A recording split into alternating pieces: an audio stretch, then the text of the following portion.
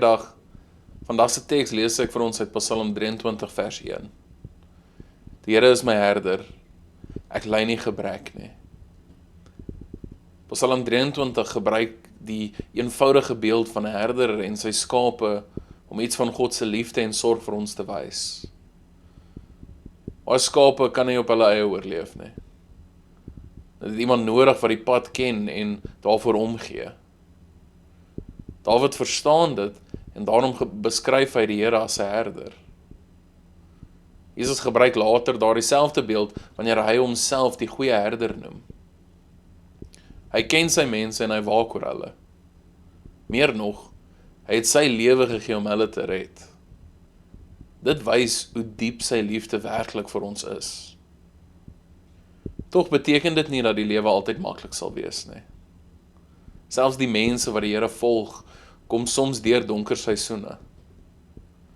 Daar is tye wanneer ons onseker voel, wanneer ons vra het waarop daar geen maklike antwoorde is nie, of waar die pad voor ons moeilik lyk. Dawid noem dit 'n dal van skaduwee, plek waar 'n mens maklik moed kan verloor. Maar die fokus van die Psalm is nie op die donkerte nie. Die fokus is op die Here wat saam met ons daarin stap. Dawid sê nie dat daar geen gevaar is nie. Hy sê dat hy nie hoef bang te wees nie, want God is by hom. Dit is wat geloof beteken.